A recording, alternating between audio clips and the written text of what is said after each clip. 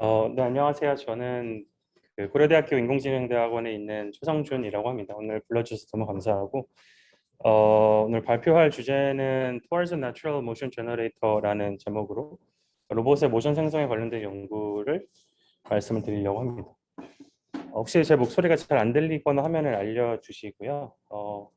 굉장히 가족 같은 분위기 속에서 발표를 하게 돼서 되게 영광이고, 또 서울대에서 한 번쯤 발표를 해보고 싶었는데 졸업 이후에 불러주셔서 다시 한번 감사드립니다. 네, 간단히 제 소개를 하자면 저는 2018년도에 전자정보공학 고성익기준연구실에서 박사학위를 받았고요. 박사학위를 받고 파커브레인에서 잠깐 한 5달 정도 머신러닝 관련된 연구를 좀 진행을 하다가요. 한 2년 반 정도, 2년 조금 넘게 디즈니 리서치라는 곳에서 로보틱스 연구를 좀 진행을 했었고요. 작년 9월에 고려대로 오게 돼서 조교수로 있게 되고 있습니다. 또 제가 원래 박사 때 했던 거는 조금 더 머신러닝스러운 티어리까지는 아니지만 조금 더 수식이 많이 들어간 연구를 진행을 했었고요. 디즈니에 가서는 조금 더 로봇에 관련된, 그래서 우리가 일반적으로 로봇이라고 하면은 뭐 기계과 분들이 많이 들으실 테니까 알고 있는 기구학과 역학 관련된 연구들을 좀 진행을 했었고요. 최근에는 이 두 개를 좀 섞어보자. 그래서 제가 이것저것 연구를 진행 중에 있고, 제가 지금까지 했던 연구들과 또 지금 하고 있는 연구들도 말씀드리도록 하겠습니다. 그래서 제가 항상 그 첫 슬라이드에 넣는 구절 중에 하나인데요. 그래서 뭐 My passion lies in the future of robots coexist with human beings. Where I pursue my goals of developing an intelligent companion robot. 그래서 반려 로봇이라는 거를 만드는 게 제 어떻게 보면 큰 목적 중에 하나입니다. 아직도 기억이 나는 게 고등학교 때 이상한 만화 하나를 보고 이제 로봇을 해야겠다는 생각을 하게 됐고, 여러 다른 교수님들과 비슷하게. 그리고 나서 이제 기계과를 갈까 전자과를 갈까 되게 고민을 많이 했던 기억이 있습니다. 그래서 전자과로 오게 되었고, 좀 더 CS적인 연구를 하게 됐지만, 어쨌든 제가 궁극적으로 하고 싶은 거는 이런 어떤 반려 로봇. 그래서 우리가 일상생활 속에서 로봇이 들어와서 단순히 피지컬한 어떤 도움을 주는 것만이 아니라 조금 더 정신적인 도움을 주는 그런 로봇까지도 같이 해보자 라는 꿈을 가지고 연구를 좀 진행을 하고 있고요. 그런 관점 속에서 제가 진행하고 있는, 그리고 진행했던 연구들을 바라봐 주시면 좀 더 좋을 것 같습니다. 혹시 이거에 대해서 아시는 분 있나요? 국민 로봇이라는 프로젝트에 대해서 지금 들으시는 분들은 잘 모르실 것 같아요. 왜냐하면 이게 2006년도에 나왔었거든요. 제가 2007년도에 그 병역 특례, 그러니까 정확히는 이제 군대 대신에 대체복무로 이제 하늘로보틱스라는 로봇 회사에 한 2년 정도 일을 한 적이 있습니다. 그때 당시에 이런 국민 로봇 프로젝트가 굉장히 성행했었고, 마치 로봇이 한 대씩 우리 집에다 들어갈 것 같다.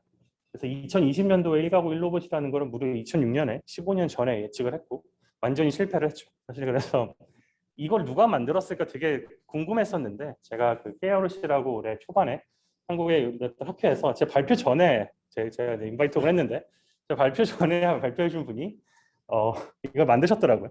드디어 이 말을 누가 만들었는지 알게 되었고요. 비슷한 예로 이제 이런 게 있습니다. 2008년도에 빌 게이츠가 예측을 한 로봇 인 에브리 홈이라는 기사가 있고요.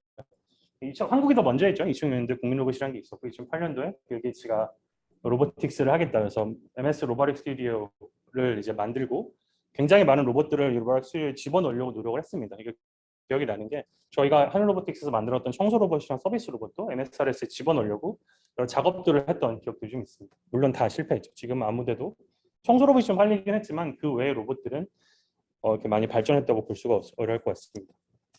그래서 이제 컴패니언 로봇이라는, 그러니까 반려 로봇이라는 거는 어떤 사람과 어떤 컴패니언십, 그런 컴패니언십을 위한 거다라고 우리가 정의를 하지만 사실은 되게 애매한 말인 것 같아요.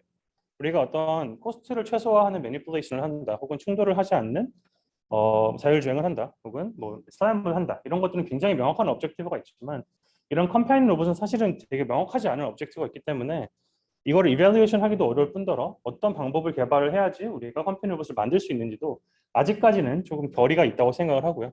연구 차원에서는 전 이게 되게 좋다고 생각을 해요. 왜냐하면 어떤 연구를 시작을 했는데 그 연구가 다 끝나버리면 사실 저희가 더 할 게 없잖아요. 그래서 그런 관점에서 이 로보틱스라는 분야는, 특히나 이런 컴패니언 로봇이라는 분야는 아직까지도 굉장히 많은 길이 남아있고, 여기 계신 대학원들이나 뭐 대학원생들이나 교수님들, 저 같은 교수님들이나 모두 다 할 일이 많이 남아있어서 사실은 굉장히 다행이라고 생각을 좀 하고 있습니다.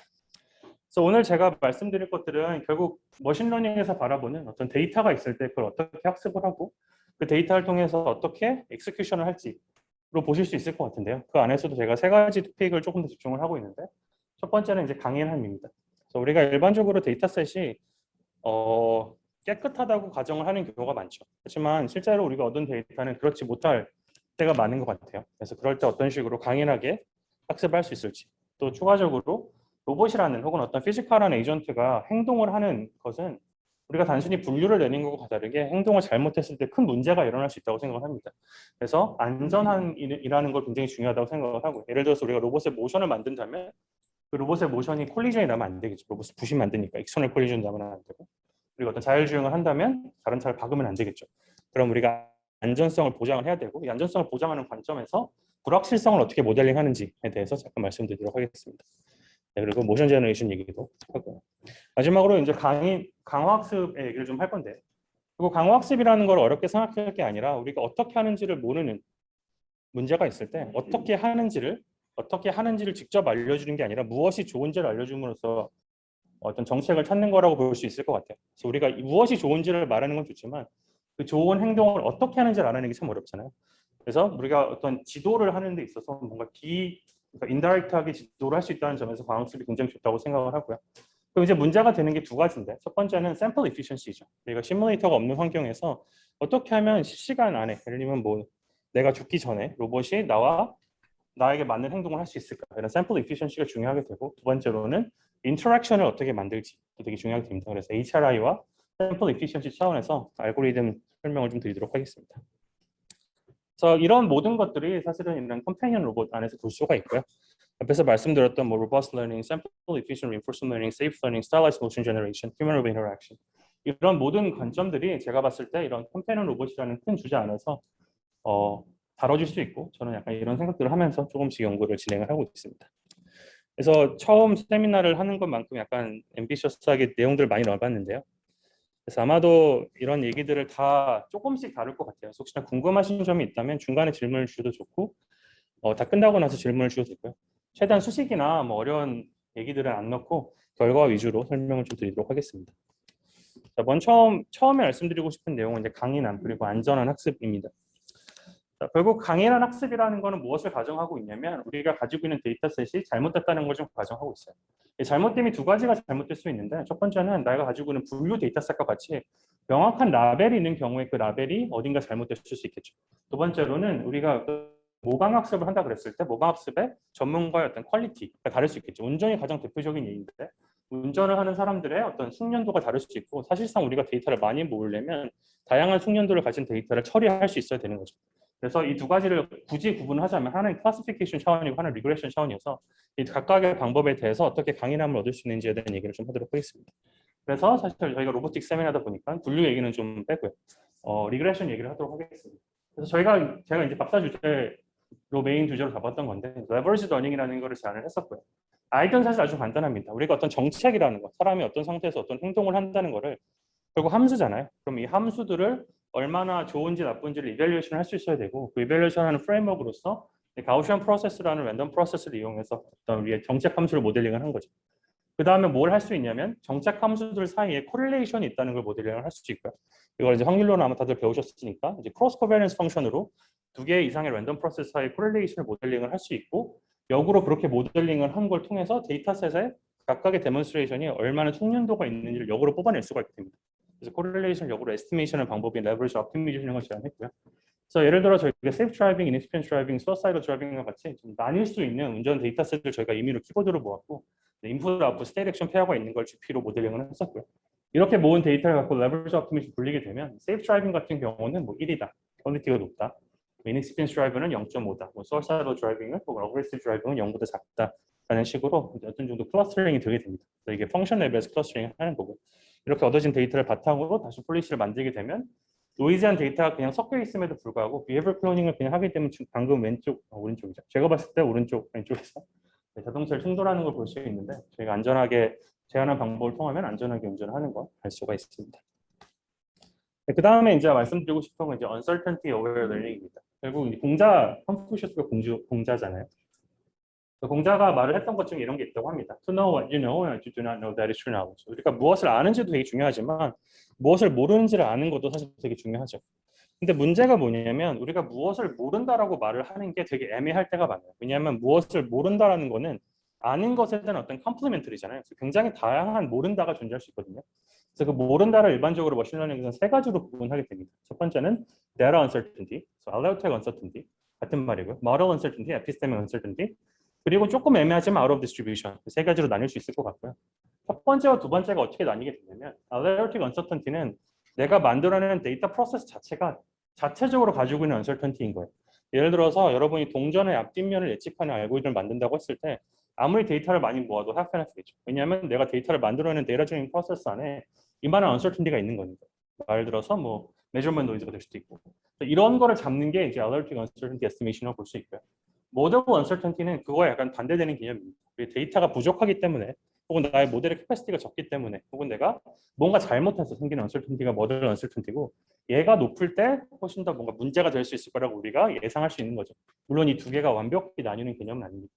앞에서 말했던 model uncertainty와 data uncertainty는 일종의 인풋에서 아웃풋으로 가는 prediction 그 자체에 대한 uncertainty고요. novelty detection 혹은 out of distribution은 인풋 자체만을 봅니다. 예를 들면 나한테 지금 prediction을 하라고 주어지는 인풋 이미지가 내가 고려하고 있는 도메인에 있는지 아닌지죠. 예를 들어서 내가 고양이만 분류를 하고 싶은데 요다가 주어지면 어떻게 할 방법이 없는 거죠. 그래서 이런 경우는 out of distribution, novelty detection이 높다고 볼 수가 있죠. 그래서 물론 이 OOD는 앞에서 말했던 allotek, epistemic가 어느 정도 걸쳐 있지만 보통 일반적으로 uncertainty 이렇게 세 가지 정도로 구분을 하게 됩니다. 그래서 이제 이 예를 제가 항상 드는데요. 제 톡을 보신 분이랑 한 번쯤 보셨을 텐데, 이 사진이 바로 이제 테슬라의 첫 번째 사람이 죽은 사진이고, 어떻게 이런 일이 일어났냐면, 저 자동차의 이제 화이트 트레일러에 그 햇빛에 비친 걸 하늘이라고 생각하고 박은 거죠. 그래서 여기서 강조할 수 있는 거는 저희가 로보틱스를 하는 입장에서 특히나 어떤 피지컬한 어떤 기능이 있는 로봇을 다룰 때는 안전성을 항상 고려를 해야 되고 각각의 uncertainty를 모델링을 해서 우리가 무언가 세이프티 백업 옵션이 있어야 된다는 걸 알 수 있죠. 그래서 뭐 이것도 결과만 말씀드리면 저희가 자율주행 데이터셋을 모아서 그다음에 우리가 어떤 꽤 빨리 움직이는 에이전트를 만들었습니다. 그리고 그 에이전트를 현재 observation이 주어졌을 때 차량이 지금 어디에 있고 다른 차들이 어디에 있고 내가 레인이 어디에 있을 때 얼마큼의 스티어링과 얼마큼의 액셀러레이션을 밟아야 될지를 모델링을 했고요. 그 다음에 uncertainty를 같이 뱉어주게 하는 거죠. 내가 지금 상태에서 어떤 행동을 하는것 동시에 나의 prediction uncertainty가 얼마다라는 게 나왔을 때 두 가지 uncertainty 중에서 epistemic uncertainty만으로 thresholding을 걸어서 이것의 uncertainty가 높을 때 나의 learned policy를 사용하지 않고 레인만 지키는 어떤 conservative rule-based policy를 만드는 거죠. 지금 하이브리드 폴리스를 만들었고 그렇게 했을 때 훨씬 더 안정적으로 움직이는 걸 알 수 있습니다. 그래서 여기 보시면 이제 빨간색 자동차가 그렇게 움직이는 거고요. 나머지 자동차들은 실제 자동차들입니다. 그래서 이게 캘리포니아에 있는 i101이라는 어떤 프리웨이에서 모은 데이터셋이고요. 실제로 LA에 가서 제가 이거 달려봐서 되게 감회가 새로웠던 기억입니다. 어쨌든 이렇게 운전하는 경우에 대해서 안전하게 주행을 하는 걸 알 수가 있습니다. 여기까지가 이제 세이프 러닝 얘기였고요. 여기까지가 제가 박사 때 했던 연구입니다. 그다음에 디즈니로 넘어가서 이제 주영 교수님 유해유씨 계신데 주영 교수님과 같이 연구를 진행을 하게 됐고요. 저희가 연구를 했던 아이디어는 사실 되게 객관적이고 직관적이고 굉장히 간단한 아이디어입니다. 사종 로봇이 여러분들 주어졌을 때 얘를 걷게 만든다고 생각을 해보죠. 그러면 뭐 여러 가지 생각이 나시겠죠. 뭐 게이트 패턴을 만들고, 뭐 CMP를 잡고, 브라운 렉시폰스를 잡아서 뭐 NPC와 홀바디 컨트롤로 돌린다. 이런 게 나오겠지만 우리가 그렇게 하지 말고 그냥 RL을 써보자라고 이제 생각을 해보죠. 근데 문제는 리인포스먼트 러닝이 일반적으로 시뮬레이터에 돌아가기 때문에 굉장히 많은 시간이 들어가게 됩니다. 근데 시뮬레이터와 실제 환경과의 어떤 갭이 있겠죠. 그런 걸 보통 일반적으로 심토리얼 갭이라고 하는데 그 심토리얼 갭은 작은 로봇일수록 더 커지게 돼요. 로봇이 강하고 빠르고 셀수록 사실상 이런 문제가 좀 적어지게 되지만 굉장히 싸구려 로봇일수록 특히 포지션 컨트롤한 로봇일수록 에러가 커지게 되고 제가 주어진 로봇은 요만한 사종 로봇이었어요. 그래서 굉장히 프릭션도 많고 굉장히 슬리퍼리하고 로봇도 되게 약해서 뭔가 문제가 많았었거든요. 그래서 이 로봇을 저희가 시뮬레이션에서 학습을 시켜서 실제 로봇을 넣게 되면 잘 안 될 거라고 생각을 했죠.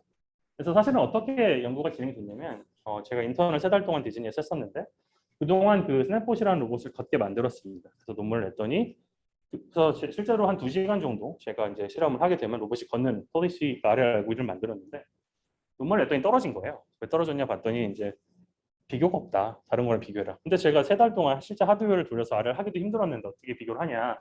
그래서 떨어진 다음에 포닥으로 간 다음에 하드웨어 결과는 있으니까 시뮬레이션에 넣어본 거죠. 그래서 시뮬레이션 이게 이제 무직구 환경의 엔트라는 거고 엔트와 이제 헵시타라는 에이전트를에다가 저희가 만든 알고리즘과 다른 알고리즘을 비교해서 해봤더니 한 5배에서 10배 정도 속도가 빠르게 됩니다. 그래서 뭐가 다르냐면 기존의 많은 RL 알고리즘은 현재 observation 주어졌을 때 액션을 뱉어냅니다. 예를 들어서 엔트 같은 경우는 무직구의 한 100차원 정도의 인풋이 들어와요. 그 정보들이 실제 로봇에서 얻을 수 없는 게 많아요. 외력이라든가 뭐 토크라든가 아니면 뭐 이너시아 정보 이런 것들이 굉장히 불확실하죠. 특히나 작은 로봇에 넣을 수도 없고.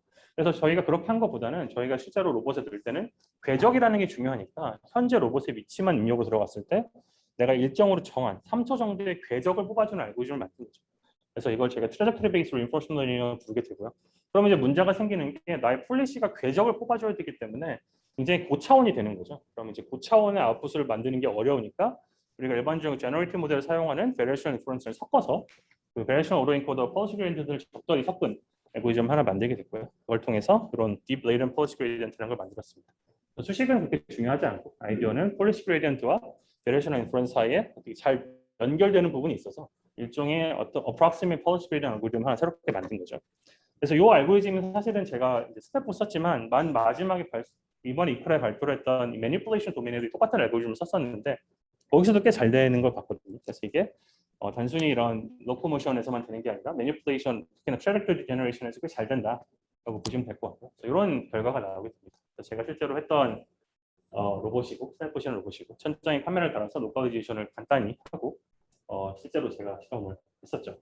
이 실험의 가장 어려웠던 점은 알고리즘을 만드는 것도 아니었고 리세팅을 하는 거였습니다. 그래서 로봇이 3초 동안 걷고 나면 제가 그걸 일일이 집어와서 제자리에 갖다 놔야 됐거든요. 이게 이제 튜닝을 했을 때 2~3시간만 학습이 되는 거지 처음에는 아무것도 없으니까 엄청나게 많이 고생을 했거든요.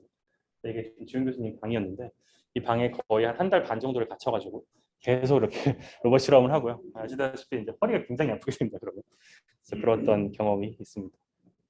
일단 우리가 어떤 움직이는 폴리시가 나오게 되면 그걸 잘 조합을 해서 내가 원하는 경로를 따라가는 알고리즘도 만들 수 있고, 이 경로는 제가 마우스로 이렇게 쭉 돌리면 그거를 현재 로봇의 위치만 받아다가 경로를 내가 만든 알고리즘의 경로들을 조합해서 트랙토리를 잘 따라가는 거를 만들 수 있습니다.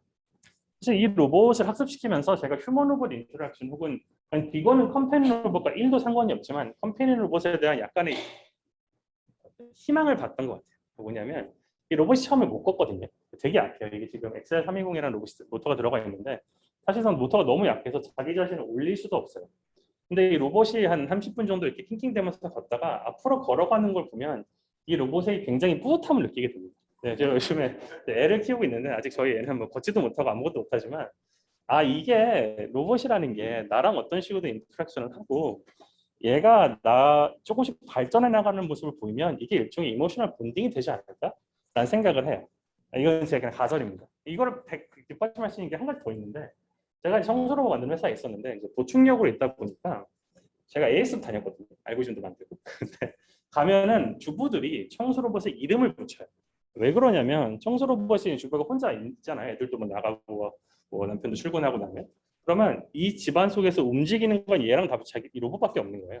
그러면 이 주부님들께서 이 로봇에 이름을 붙이고 로봇이 뭐 못하면 약간 답답해하고 최근에 아이보가 이제 단종되면서 아이보 장례식 같은 걸 지어주는 걸 보고 일본의 이상한 문화라고 사람들이 생각할 수도 있지만 저는 거기서도 느끼는 바가 있다고 생각을 해요. 뭔가 로봇이라는 게 움직인다는 것에서 오는 힘이 저는 있다고 생각을 해요. 그리고 그게 강화학습과 같은 걸 통해서 뭔가 발전할 수 있으면 좋은 점이 있지 않을까 생각합니다.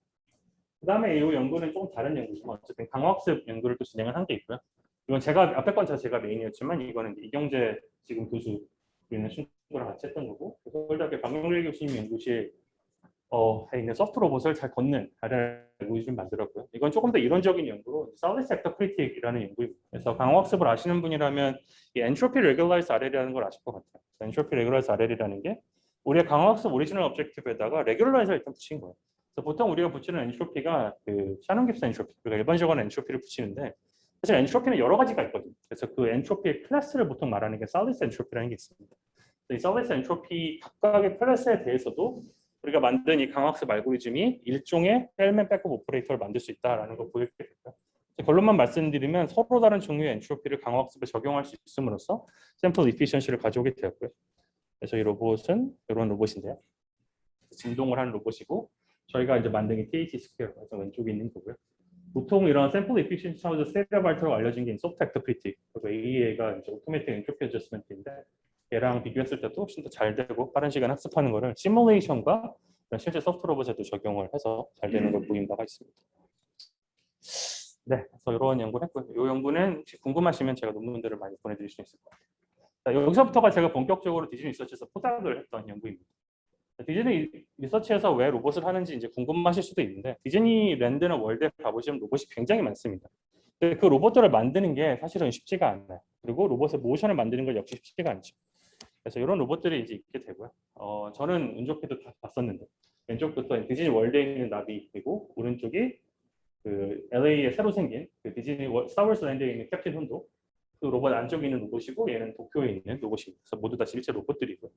이 로봇의 모션을 만들 때 보통 히어로 모션이라고 부릅니다. 5분 정도 되는 모션을 만들고 얘를 만드는데 몇 달이 걸릴 때도 있어요. 이게 엄청 오래 걸리는 작업이에요. 그래서 이 모션을 좀 자동으로 만들어 보자. 그래서 기존에 있는 모션 캡처 데이터를 통해서 만드는 이 모션 리타겟팅 연구를 좀 진행을 하게 되었습니다. 모션 리타겟팅은 결국은 모캡 데이터를 바탕으로 하게 되고요. 우리가 일반적으로 알고 있는 모캡 데이터가 CMU 모캡 데이터, 혹은 이모션 모캡 데이터, 혹은 유튜브에 있는 여러 가지 포즈 시스템을 통해서 얻는 데이터 등등 여러 가지가 있죠. 근데 이런 모션 캡처 데이터들은 잘 보시면 모두 사람 같지만 조금씩 그 스켈레톤 형태가 달라요.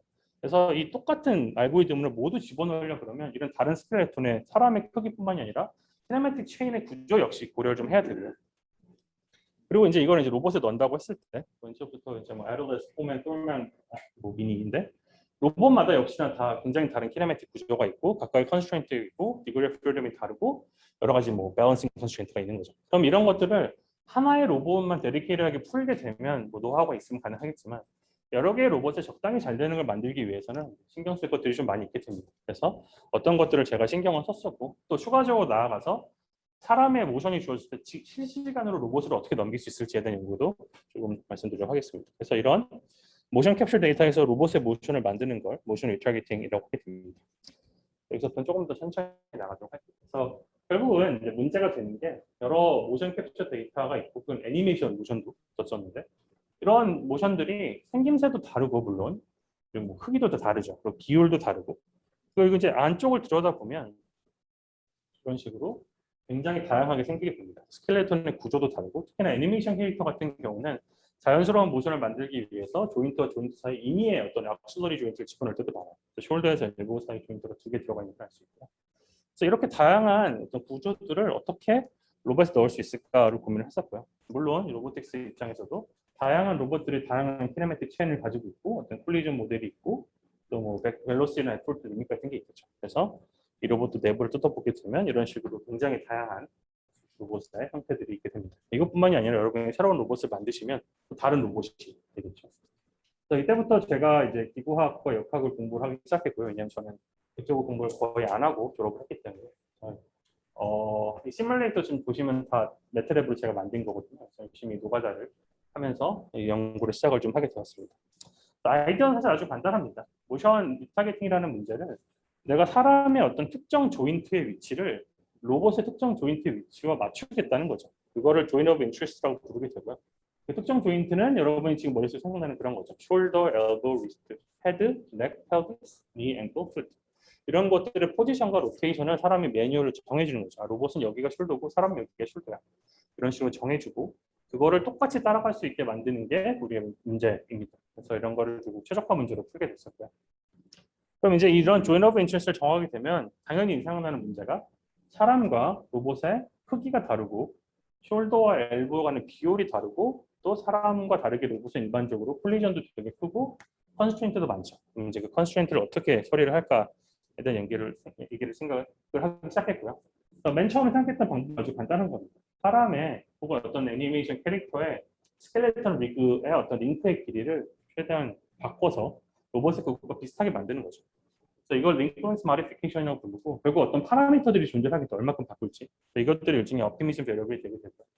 이렇게만 하게 되면 사실은 로봇이 그대로 못 따라갈 때가 많아요. 왜냐하면 사람과 로봇은 굉장히 다른 문제들이 있어서 그래서 그렇게 얻어진 궤적을 우리가 일반적으로 말하는 타스크 스페이스 조금 바꾸는 마디피케이션을 하는 문제로 바꿔서 두 단계로 넘어가죠. 문제가 뭐냐면 이런 식으로 있는 이 옵티미션 베리어블, 링크런스를 얼마나 바꾸고 타스크 스페이스 프로젝트를 얼마나 바꿀지가 결국 최적화 변수인데 이 최적화 변수가 우리의 objective 펑션이 지금 안 정해졌고 objective 펑션에서 미분 가능하지 않을 수도 있겠죠. 그래서 objective 펑션을 하나 만들었는데 그게 objective 펑션을 만든 것은 간단합니다. 최대한 상대적으로 모션이 비슷하게 만들면서 로봇의 콜리전이라고 로봇의 워크스페이스를 벗어날 때 페널티를 주는 어떤 object 펑션을 만들었고요. 그러면 결국은 어떤 optimization variable 하나마다 시뮬레이션 한번 돌리고 inverse max 한번 풀어야 돼요. 근데 이게 굉장히 non-linear하고 gradient으로 계산할 수가 없겠죠. 그래서 제가 사용했던 건 이제 Bayesian optimization이랑 coordinate descent라는 gradient tree 알고리즘을 통해서 이제 최적화를 했었고요. 그러면 결국 우리에게 얻어지는 거는 어떤 3차원 공간 속에서 joint of interest 궤적이 주어지게 되고 그거를 inverse kinematics로 풀어서 로봇의 조인트 궤적을 구하고 그렇게 얻어진 다음에 마지막에 이제 포스트 프로세싱으로 콜리전 체크를 하고 콜리전은 포스트 프로세싱을 하고 로봇의 벨로시랑 액셀레이션 리밋을 걸고 로봇에 넣는 작업을 하게 됩니다. 그래서 뭐 말로 하면 짧은데 보통 일반적으로 우리가 로봇 디짓 하면 하는 그런 일들을 하게 되고 시뮬레이션에서는 모두 행복합니다. 로봇이 빨리 움직일 수도 있고 넘어지지 않으니까. 그래서 이런 모캡 데이터들을 로봇에 집어넣는 일들을 했었고요. 네, 애니메이션 캐릭터도 마찬가지죠. 볼크라는 애니메이션 캐릭터인데 이 캐릭터들을 다양한 로봇들에 집어넣는 작업들을 했었고요. 이 연구 자체는 사실은 뭐 그렇게 엄청 이쁘진 않은데 지금 최근에 하고 있는 연구들은 훨씬 더 이뻐집니다. 이게 되게 초창기 연구이기 때문에 결과가 엄청 좋지만은 않습니다. 실제 로봇에도 넣었는데 로봇을 보시면 이제 2배 느리게 로봇이 움직이고 있죠. 왜 그러냐면 로봇이 넘어지고 또 중간에 있는 로봇은 사실은 똘망의 상체만 있는 건데 다이내믹스 프로가 이렇게 엄청 빨리 움직이진 또 않더라고요. 그래서 느리게 움직이고 아래에 있는 포마는 다리 부분이 고정이 안 되기 때문에 사실은 이제 하체 부분은 IIT에서 만든 이 밸런스 컨트롤을 사용을 했고 상체가 일종의 디스터번스가 돼서 움직이는 것들, 움직이는 걸 상쇄해 주는 걸 하고 있고요. 보시면 이제 넘어지랑 말랑하죠. 그래서 로봇 실험할 때 굉장히 불안해했던 기억이 있습니다. 이 로봇 실험할 때 밤에 이제 찍고 그랬는데 한 손에 카메라와 한 손에 키보드 그리고 아니죠 한 손에 카메라를 세워놓고 한 손에 키보드 한 손에 이스탑을 잡고 벌벌 떨면서 실험을 했던 기억이 있고요. 네, 그렇습니다.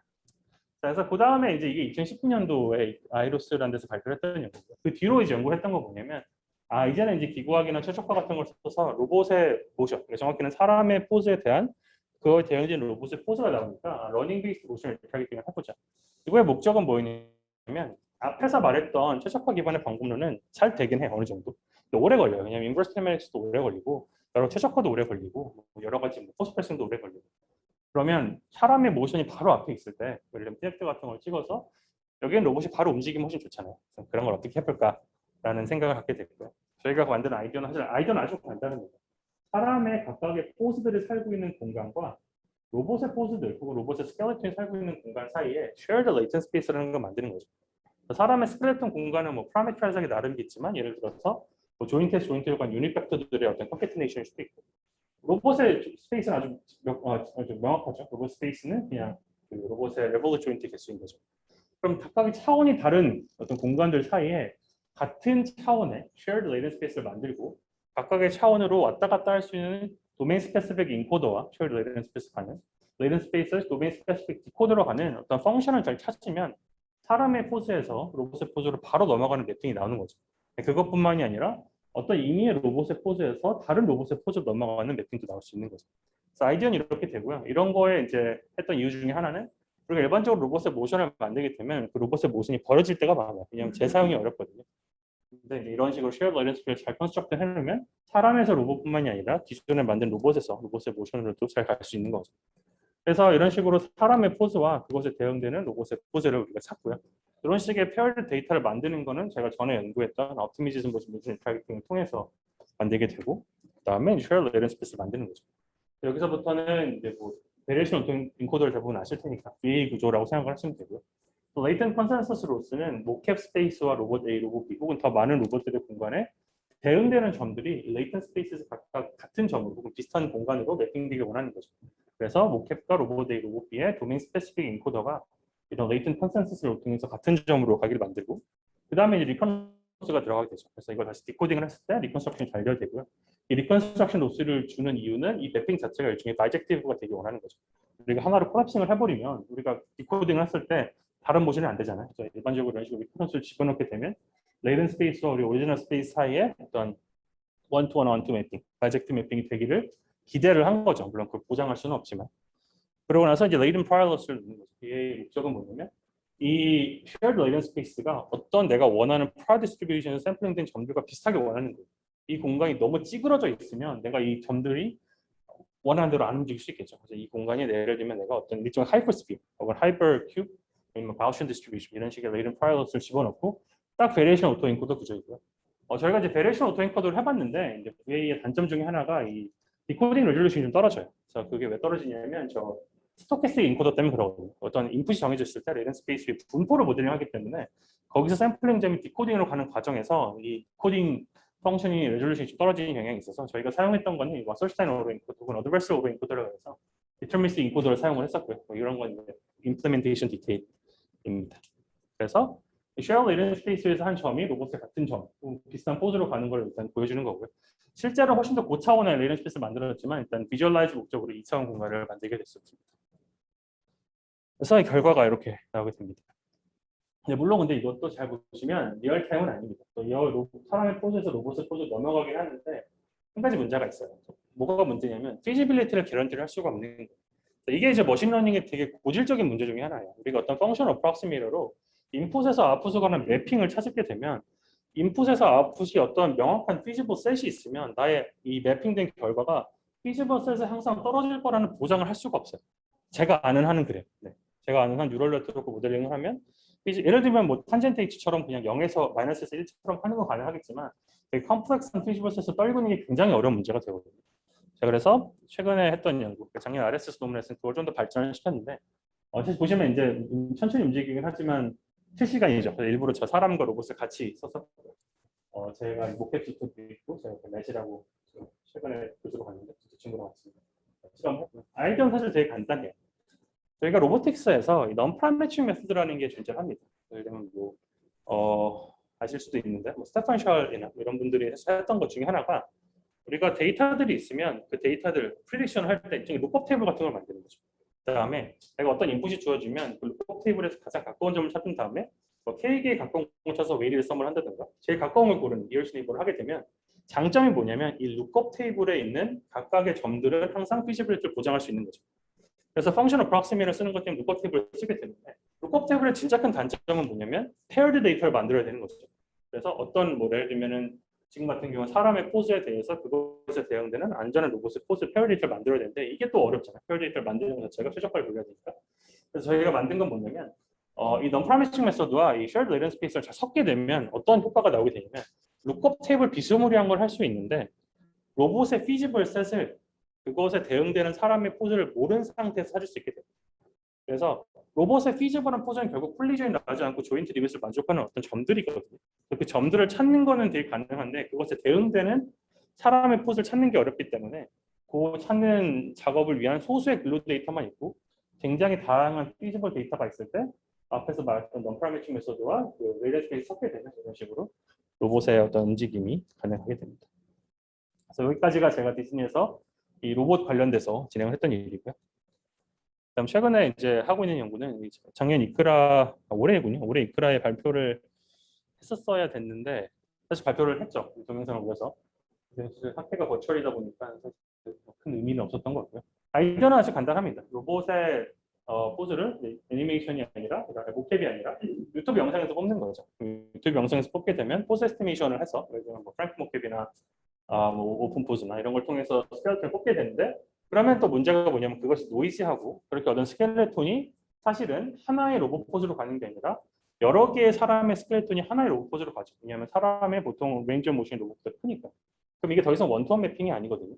그래서 이 엔투원 매핑을 어떻게 모델링 할까를 하다가 최근 딥러닝에서 좀 핫했던 셀프 슈퍼비전 같은 걸 이용해서 셀프 슈퍼바이드 모션 트래킹을 제안했고요.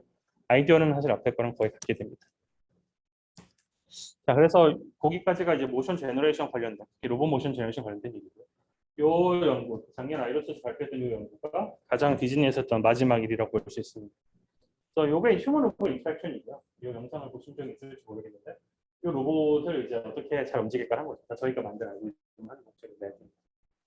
자, 보시면 가운데 있는 이 민타이 뎁스 카메라를 통해서 사람의 어떤 포즈를 잡게 되고, 그걸 통해서 로봇 적당한 인터랙션을 만들게 되고요. 러닝이 들어간 건 하나도 없고, 모르지 롤 베이스입니다. 그래서 이거 보시면 로봇이 굉장히 프리피하게 생겼는데 잘 보시면 이 로봇이 원래 스킨이 붙어야 되거든요. 여러 뭐 아시다시피 IP 이슈도 있고 그래서 스킨을 못 붙인 상태로 로봇이 나가게 됐고요. 영상을 저희들은 뭐 스킨을 붙여가면서 실험도 좀 하긴 했었습니다. 자, 이 안에서 제가 했던 건 뭐냐면 이 어텐션 엔진이라는 걸 만들었거든요. 이게 뭐냐면 시나리오 자체가 로봇이 한 대 있고 사람이 여러 명 있을 때 이 로봇과 사람이 어떻게 인터랙션 할까에 대한 거고 구체적으로는 사람이 여러 명 있으면 한 명만 골라서 로봇이 인터랙션을 해야 되는데 그 한 명을 어떻게 고를지입니다. 그래서 사람이 로봇이 어떤 사람한테 관심을 가져야 될까에 대한 어텐션 엔진을 만들었고 그것을 에 대한 매저로서 일종의 큐리오시티 레벨이라는 걸 만들었죠. 그래서 아이디어는 아주 간단해요. 사람이 움직이고 사람이 뭐 로봇 상에서 바라보고 손을 들고 소리를 내고 뭐 다가오고 이런 식의 매저가 있으면 각각 사람의 트래킹된 어떤 어텐션 엔진의 큐리오시티 레벨이 높아지게 되고 그게 높아지면 그 사람과 어떤 인터랙션을 하고 그 사람의 큐리오시티를 낮추고 다음에 다른 사람들이 높아지면 그 사람과 인터랙션을 하고 일종의 이런 파이낸스 머신을 만들었었고 이런 걸 위해서 뭐그 포즈 에스티메이션 넣은 결과랑 뎁스 카메라 결과를 합쳐서 뭐 트래킹 같은 걸 만들고 그런 일들을 진행했었습니다. 그래서 어텐션 엔진을 만들었고 이 연구도 계속 진행을 했으면 참 좋았을 텐데 아쉽게도 이 뒤에 디즈니가 이제 코로나 때문에 약간 폴로되고 여러모로 문제가 있어서 실제로 못 쓰게 됐었고요. 이 연구도 사실 되게 의미가 있었던 게 저희가 이제 이 로봇을 만들어 놓고 내부적으로 실험을 되게 많이 했었어요. 여러 사람들을 데려다 놓고 사람들이 되게 의외로 이 로봇과 인터랙션 하는 걸 즐기더라고요. 로봇을 전혀 모르는 사람들도. 그래서 솔직히 저는 계속 움직이는 것이 있다는 것이 굉장히 의미가 있다고 생각합니다. 왜냐하면 비슷한 연구들을 많이 했었거든요. 카메라와 모니터만 보고 하지만 저희가 피지컬에 어떤 로봇이 있었기 때문에 의미가 있었다고 생각을 합니다. 네, 여기서부터가 이제 여기까지가 제가 진행했던 연구고요. 지금부터가 1년 동안 연구실을 끌어가면서 어떤 연구를 했는지에 대한 겁니다. 이번 이크라에 제출을 했던 논문이고요. 지금은 조금 토픽을 바꿔서 Semi-Autonomous Teleoperation입니다. 아이디어는 사실 그 텔레오퍼레이션 상황에서 최대한 사람이 적은 커맨드만 갖고 물건을 집게 만들고 싶은 거예요. 물건을 집어야 되는데 앞에 물체가 있으면 물체들을 치워내야 되죠. 그럼 이제 물체를 치워낼 때 집어서 치울 수 있지만 밀 수도 있겠죠. 그래서 이런 것들을 요즘에 뭐 non-prehensile manipulation이라고 해서 사람들이 연구를 많이 하고 있는데 결국 non-prehensile manipulation도 사람이 그 궤적을 줘야 되거든요. 그래서 저희가 했던 건 뭐냐면 강화학습을 통해서 시뮬레이션 환경 속에서 어떤 오브젝트가 이런 컨피규레이션이 있고 뎁스 카메라를 이렇게 바라봤을 때 어떤 식으로 스와이핑 모션을 해서 물체를 안 넘어뜨리면서 밀어내고 내 타겟 오브젝트는 그대로 놔둘지에 대한 궤적을 만들게 했고요. 이때 사용했던 게 제가 스냅을 학습할 때 만든 DLPG라는 알고리즘을 사용을 했습니다. 두 번째로 이거의 메인 컨트리뷰션 중에 하나는 궤적을 단순히 하나만 만들게 되면 이게 안 좋을 때 어떻게 할 방법이 없거든요. 그래서 일종의 뭐 사람과 휴머너블 인터랙션에서 로봇이 혹은 어떤 에이전트가 어떤 에이전트가 여러 개의 캔디데이트를 주는 게 되게 중요하다고 생각합니다. 그래서 저희가 만든 DLP의 특징 중에 하나는 VA 구조를 가지고 있기 때문에 로봇의 궤적이 하나만 나오는 게 아니라 그럴싸한 게 여러 개 나오게 되거든요. 그래서 그 여러 개 나오게 되고 그것 중에 하나를 사람이 고르게 하고 고른 대로 움직이고 그 다음에 다시 뭐 더 non-prehensile manipulation을 해야 되면 하고 아니면 사람이 또 클릭을 해서 그 물체를 짚도록 만드는 어떤 일정 UI와 어떤 시스템을 만들게 됐었고요. 그래서 보시면 저희 학생이 연구실에 있는 유일한 로봇인 UI와 그런 물체들이 있고 이 UI 환경에서 궤적들이 여러 개 나오는데 궤적들이 여러 개 나오는 것 중에 사람이 고르게 되고 이런 식으로 밀쳐내게 되고 그러니까 타겟 로봇을 정하면 뎁스 이미지와 타겟 오브젝트 위치를 통해서 어떤 궤적이 좋은지를 강화학습으로 폴리시가 학습이 되어 있고 그러니까 그것이 나오게 되고 그 다음에 저희가 클릭을 하면 멋있는 걸 할 수 있습니다. 저희가 이 연구의 메인 컨트리뷰션은 아래를 통해서 어떻게 밀쳐내는지에 대한 어떤 알고리즘을 만드는 것과 동시에 일종의 shared autonomy죠. 우리가 로봇과 사람 사이에 일종의 레벨이 있는 거죠. 완전 fully manipulate, 그러니까 fully manual control이 있고 완전 autonomous가 있는데 그 중간 단계를 어떻게 잘 만들고 그것들의 어떤 러닝 컴포넌트를 집어넣어서 그것들이 효과적으로 우리 오브젝트를 만들 수 있을까에 대한 부분. 이게 매뉴얼 모드인데 보시면 이제 키보드로 조정을 하는 걸 알 수 있고요. 저희가 이제 파티시펜트들 모아다가 같은 시나리오에 대해서 여러 번 실험을 해가면서 여러 가지 매저를 해봤습니다. 그래서 시간은 얼마나 걸렸고 사람들의 만족도를 여러 가지 뭐 컴포트니스 아니면 뭐 조이 뭐 이런 식의 기존의 HR에서 많이 하는 매저들을 갖다가 해봤더니 재미있는 결과들이 좀 나왔고요. 그런 결과들을 논문에 제출을 하게 되었습니다. 그래서 보시면 되게 많은 실험들을 했고요. 이 영상을 만드는 학생이 굉장히 고생을 좀 했고 이게 추석 전날입니다. 추석 전날에 정확히는 이제 추석 연휴 전 마지막 전날에 나와서 실험들을 계속했고 이것들에 대한 표를 만들어서 논문을 제출을 했던 거고요. 학습이 됐으면 좋겠네요. 네, 그다음에 이제 최근에 또 하고 있는 연구 중 하나는 모션 데이터, 보캡 데이터를 갖고 모션 리타겟팅을 하는데 모션 데이터를 우리가 일반적으로 쓰게 되면 그러니까 사람은 계속 움직이죠, 저처럼. 하지만 우리가 로봇이 움직이는 로어 바디 로코모션까지 같이 모션 리타겟팅을 하면 밸런싱 컨스트레인트에 굉장히 문제점들이 생기게 돼요. 그러면 어떻게 하면 사람의 어떤 부족한 불안정한 모션을 혹은 뭐 포즈 에스티메이션의 결과가 안 좋기 때문에 생기는 불안정한 모션의 결과를 로봇에 넣기에 적합하게 바꾸는지에 대한 작업을 좀 진행했습니다. 그래서 보시면 이런 포즈가 주어져 있으면 굉장히 그냥 서 있는 자세인데 이게 포즈 에스티메이션을 뽑게 되면 앞으로 넘어가 있는 것처럼 보이거든요. 얘를 직접 로봇에 넣으면 넘어지겠죠. 센트럴 매스가 밖으로 빠져 있으니까. 그래서 이거를 일종의 휴머노이드 위키 같은 걸 통해서 스테이블한 모션을 만들게 되고, 이 과정에서 이제 저희가 계속 공부를 했던 역학과 기구학 같은 게 많이 들어가고, 궁극적으로는 이런 식으로 얹어진 궤적의 ZMP를 계산해서 ZMP가 안쪽으로 떨고 들어올 수 있는 모션의 어떤 그 프리프로세싱 단계 한번 들어가고, 그 프리프로세싱된 리그를 다시 내 타겟 로봇으로 넘기는 그런 연구를 진행을 하고 있습니다. 그래서 보시면 사람은 움직이지만 오른쪽에 있는 포스트 휴머노다이제이션 로봇이 가만히 있고 세너럴 매스가 양발 다리에 있죠. 그래서 우리가 사람이 어떤 다이나믹한 모션 혹은 포즈 에스티메이션 결과가 불안정하게 생기는 이런 문제점들을 한번 보정해주고 이 보정된 결과를 로봇에 넣는 거죠. 그래서 지금 시뮬레이션 결과만 보여드리고 있는데 최근에 네이버 랩스랑 같이 일을 좀 하면서 엠비덱스 로봇을 이런 모션들을 넣고 있습니다. 그래서 지금 다른 이슈 때문에 영상을 못 보여드리겠지만 혹시나 궁금하시면 나중에 물어보시면 될 것 같습니다. 시간이 다 돼서 그 다음에 마지막 연구인데요. 애니메이션 자체에 대한 연구를 진행하고 있습니다. 로봇을 생각하게 되면 로봇의 피지컬 컨스트레인트가 여러모로 이제 제약 조건이 되기 때문에 모션 그 자체를 만드는 연구를 하고 있고, 모션을 만들 때 우리가 그냥 뭐 걷는 모션을 만들어라 하면 되겠지만 그럼 너무 오픈엔드 퀘션이기 때문에 시작과 끝점 혹은 중간에 프레임들을 주고 얘를 잇는 연구도 좀 하고 있고요. 처음과 끝만 주고 중간에 모션을 만드는 걸 모션 인비트윈이라고 부릅니다. 게임 회사에서 이런 연구들을 많이 하고 있고 저희가 만든 알고리즘으로 결과를 보여드리는 건데, 거기에 이제 일종의 컨디셔닝을 좀 할 수 있는 거죠. 단순히 걸어라만이 아니라 뭐 에이밍을 하면서 걸어라, 뭐 파이트 컨디션, 점프 컨디션 이런 식의 특정 컨디셔닝을 하고 시작점과 끝에 모션을 주고 얘를 이제 알고리즘들을 개발을 하고 있고요. 그래서 이런 것도 재밌는.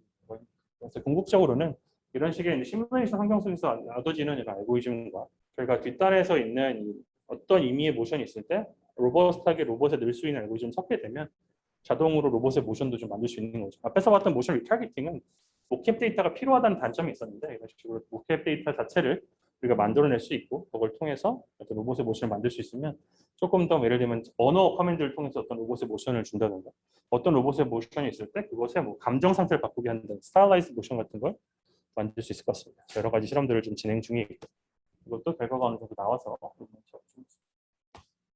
자, 그래서 50분이 돼서 마지막 슬라이드인데 콘크리트 리마크는 앞에서 봤던 두 가지 슬라이드를 보통 제가 듣는데요. 국민 로봇 그리고 아니면 로봇이 내고 저는 로봇이 굉장히 좋고 로봇이 특히나 제가 만든 혹은 제가 기여한 로봇이 여러 집에 가정집에 좀 들어가면 좋을 것 같아요. 특히나 제가 청소 로봇 만들면서 느꼈던 게 사람들이 물론 청소 로봇들을 다 싫어하기도 했지만 제가 만든 청소 로봇을 좋아하고 그 방법론들을 좋아해서 굉장히 좋더라고요. 그 기분이. 네, 아마 여러분들도 그런 경험이 없지다면 있으시길 바라고. 그래서 결국은 이런 어떤 컴패니언 로봇 혹은 어떤 사람을 도와주는 이런 로봇들이 실제 생활 속에 들어가기 위해서 연구들을 계속 진행을 하고 있고 사실 이런 연구들이 그렇게 많이 되고 있지는 않아요. 제가 봤을 때. 왜냐하면 로봇이라는 게 어떤 명확한 objective를 주고 그리고 특히나 뭐 스마트 팩토리라든가 자율주행 같은 로봇은 많지만 일상 가정 환경 속에서 어떤 로봇이 들어가야 되는지에 대한 정의조차가 잘 안 되는 경우가 많거든요. 그래서 여기 계시는 분들이, 들으시는 분들이 그런 로봇에 대한 연구도 많이 해주셨으면 좋겠고 혹시 같이 코어의 기회가 있으면 같이 코어하면 좋을 것 같습니다. 같이 과제를 진행하고 있는 거고 오늘 연구 같이 참여해준 저희 학생들과 뭐 교수님들 그리고 저희 디즈니에 있던 동료들 그리고 발표를 마무리하도록 하겠습니다. 감사합니다.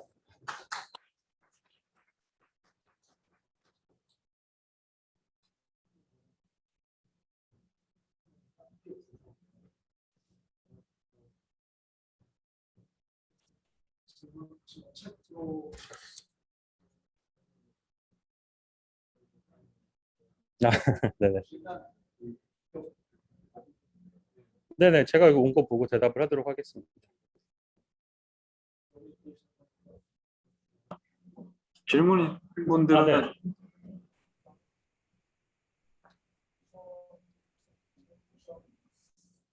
네.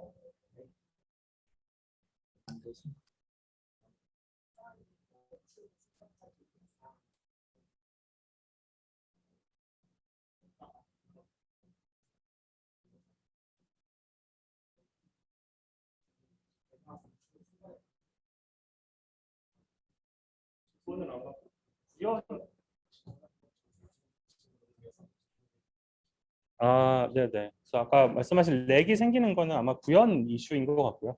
알고리즘이 돌아가는 시간이 있기 때문에 그래서 아마 그런 세팅에서 실험을 하게 된다면 말씀하신 대로 사람이 멈추면 좀 늦게 멈추겠죠. 네. 뭐 리얼 그 뭐죠? 영화 있잖아요. 복싱하는 그런 식의 걸 하려면 이제 사실 임플레멘테이션이 굉장히 중요하죠. 근데 뭐 이런 것들은 아시다시피 뭐 도쿄 같은 동경대학 같은 데서 굉장히 하이스피드 카메라로 막 말도 안 되는 속도로 로봇이 사람의 모습을 따라하고 이런 것도 있긴 하거든요. 그런 것들을 쓴다면 가능하겠지만 저희는 보틀렉 같은 게 이제 카메라 레이턴시와 카메라가 이제 보통 30Hz 돌아가니까 두 번째는 이제 딥러닝 모델이 어쨌든 한번 거쳐가야 되니까 거기서 레이턴시가 생겨서 네, 아무래도 좀 딜레이가 생겼던 것 같습니다. 아, 네.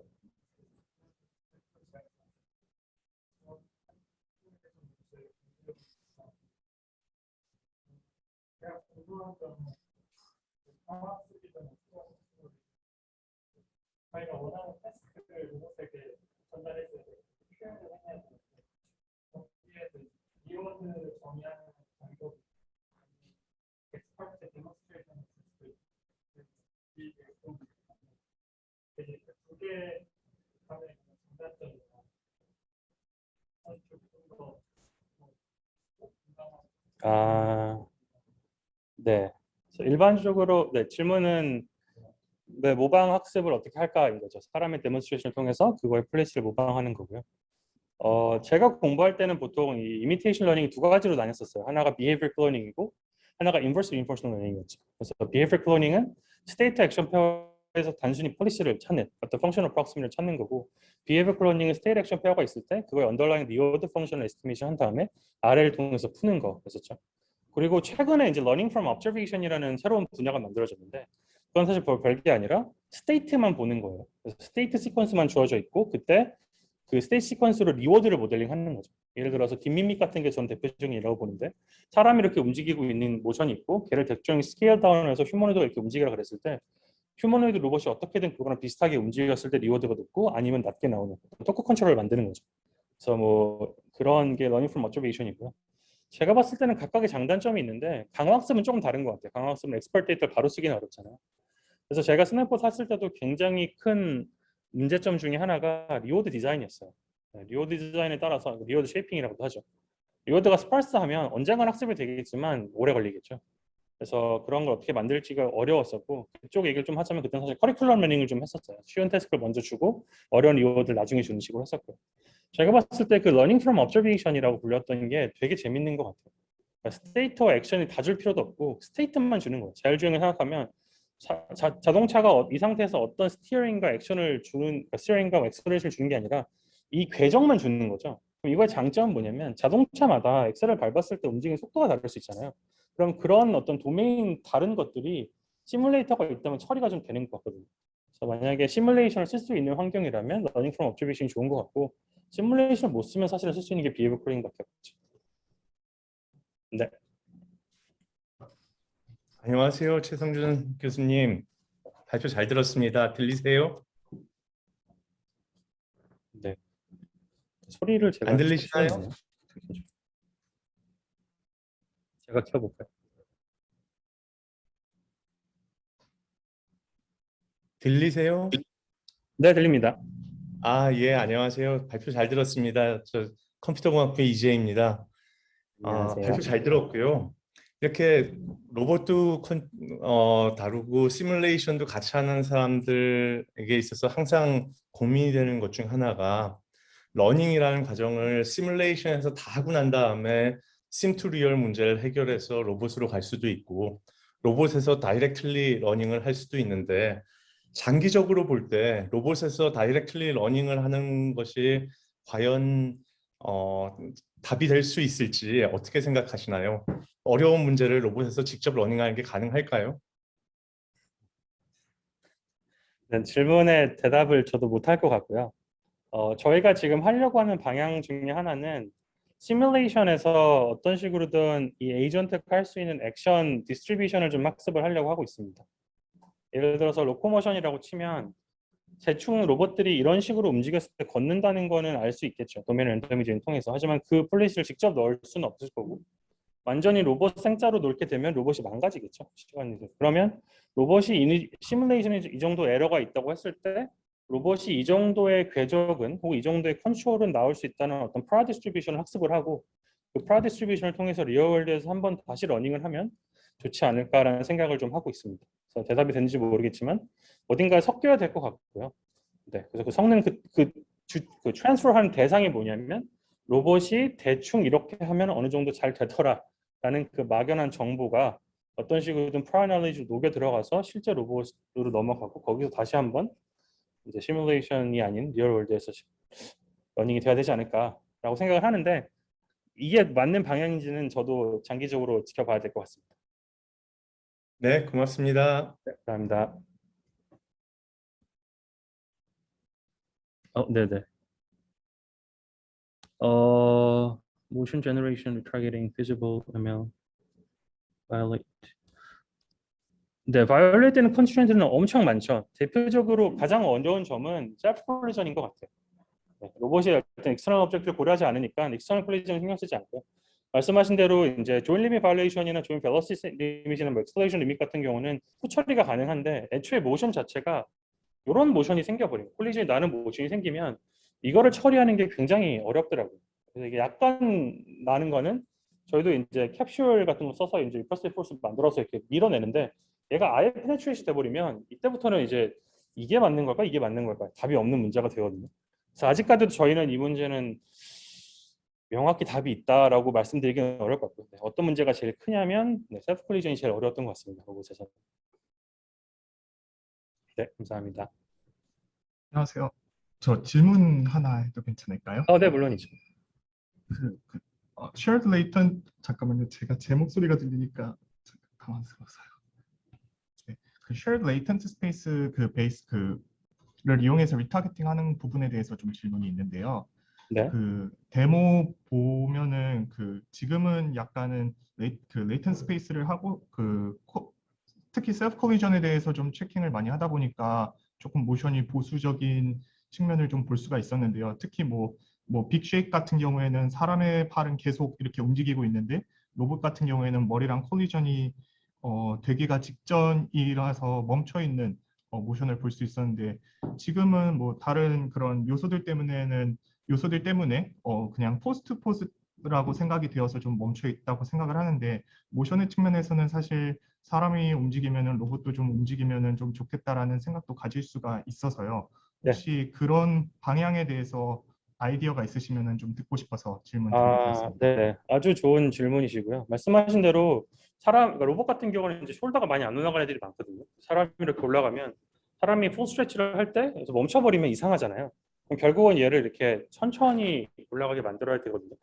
그러면 이제 조인트 자체를 인디펜던트하게 볼 수도 있지만 그럼 사실 모션 전체가 꼬여버리니까 저희가 지금 진행 중인 것 중에 하나는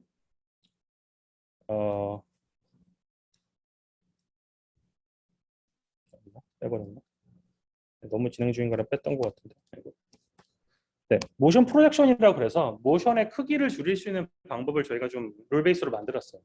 예를 들어서 우리가 어떤 엔드 팩터 리스트 같게 움직이면 얘네들의 전체 궤적을 센터 매스 기준으로 슈링크 시켜버리고 숄더가 팔이 이렇게 올라가는 궤적이 있으면 내가 특정 레이스를 잡아서 이 레인만큼 원래 모션이 이거였다면 타겟 오브젝트의 트래킹 타스크 스페이스 트랙 이렇게 만드는 거죠. 그래서 요거를 내가 저희가 어떤 옵티미전 베리어블을 넣고요. 한 4개 정도의 프로젝션 파라미터를 만들었고 그러면 objective가 뭐냐면 이 프로젝션 파라미터를 최소한으로 건들면서 로봇이 포스트 프로세싱된 모캡 데이터를 따라갈 수 있는 IK 에러가 미니마이즈 되면서 프로젝션 파라미터를 같이 미니마이즈하는 식으로 해서 어떤 모션 그 자체에 대한 크기를 줄이는 연구들을 좀 진행을 하고 있습니다. 아마 그게 아마 말씀해 주신 질문의 대답이 아닐까 생각을 합니다. 그러면은 그 콜리전 자체가 완전히 안 된다고 개런티는 안 되는 거 아닌가요? 그러니까 이 과정에서 그러니까 지금 말씀드린 모션의 크기를 줄이는 거는 로봇으로 넘어가기 전에 사람의 모션을 줄이는 거거든요. 그러면 이제 사람의 모션이 줄어들었으니까 그 로봇을 풀고 사실은 로봇의 모션을 풀 때는 셀프 콜리전을 고려하지 않고 풀고요. 그 다음에 콜리전을 한번 다시 푸는 포스트 프레싱이 들어가는데 셀프 콜리전 때문에 모션이 뭔가 멈춰 있는 경우가 생기면 사실은 말씀하신 대로 멈춰 있을 것 같긴 해요. 이렇게. 근데 이제 보통은 더 큰 문제는 조인 리밋 발레이션이 되게 크거든요. 그러면 이제 조인 리밋 발레이션에 대한 문제는 해결될 수 있을 것 같고요. 이렇게 접근한 이유는 최적화 과정에서의 셀프 콜리전까지 고려를 하는 어떤 이런 걸 보면 시뮬레이션 베이스 옵티미즘을 부르는데 한 번 최적화를 위해서 내가 코스트 펑션을 계산할 때 시뮬레이션 한번 돌리는데 이때 시간이 오래 걸리면 오래 걸릴수록 전체 옵티미제이션이 너무 오래 걸리거든요. 그래서 이때 시간을 최소화하기 위해서 이때 IK는 풀지만 콜리전 체크는 안 하죠. 근데 말씀하신 대로 진짜 콜리전 때문에 뭔가 심각한 문제가 생긴다면 이 모션 프로젝션 하는 과정에 셀프 콜리전 프리까지 컨스트레인트를 집어 넣으면은 아마 문제가 풀릴 것 같기는 해요. 대신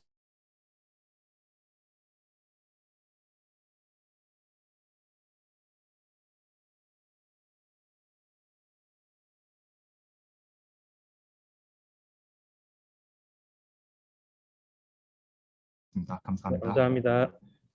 네, learning based, 네 맞아요. 이 데이터셋을 사용을 했고요. 옵티미전 베이스드 방법은 오래 걸리긴 하지만 컴퓨터를 열어 돌리고 시간 속에 쭉 돌려놓으면 데이터를 계속 쌓을 수 있거든요. 10만 개 정도 모은 다음에 얘를 갖고 이제 latent space construction을 했었습니다.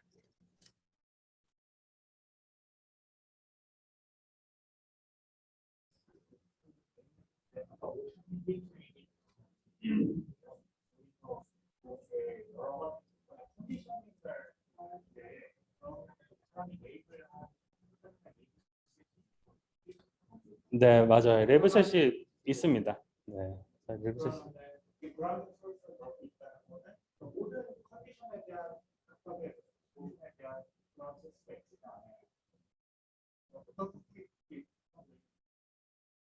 아, 그러니까 모션 데이터 자체는 그냥 이미 위치에서 이미 위치로 가는 그 모션이 있는 거고요. 컨디션 모션. 예를 들면 뭐 에이밍 모션, 파이트 모션, 점 모션. 물론 에이밍 모션이라고 해서 시작점이 여기, 끝점이 여기는 아니죠. 그럼 어떻게 하면 이 시작과 끝점을 여기 컨디션을 걸고 얘를 우리가 거는 이 세멘틱 컨디션을 넣어서 인비트윈 할지는 알고리즘이 알아서 구해주길 바라는 거죠. 그래서 중간에 뭐 잘 아시는 LSTM이나 트랜스포머 같은 구조를 써가지고 컨디션 벡터를 넣고 시작점 끝점에 있는 컨스트레인트를 집어넣고 이제 풀게 되고 러닝 알고리즘이 해주길 바랍니다.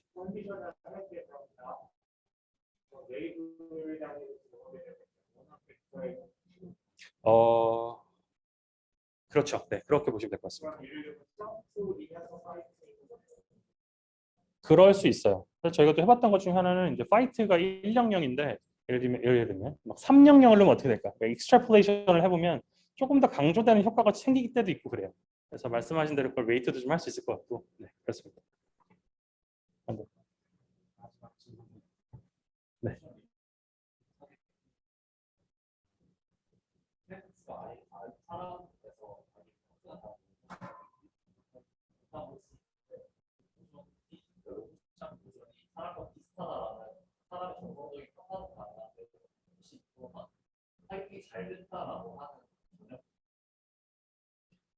네네. 지금 기준에 대한 질문을 주셨고, 모션 리트래킹 퀄리티에 대한 결국은 사람이 만드는 것 같아요. 그러니까 지금도 보면 어떤 코스트 펑션 기준으로 최저가를 통해서 모션 리트래킹 되잖아요.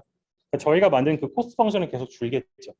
근데 그 코스트 펑션이 진짜 사람이 생각하는 자연스러움과 일치하느냐는 사실은 모르는 것 같아요. 그 질문을 여러분 항상 발표할 때만 듣는데 저희 대답은 아직은 모르겠다인 것 같아요.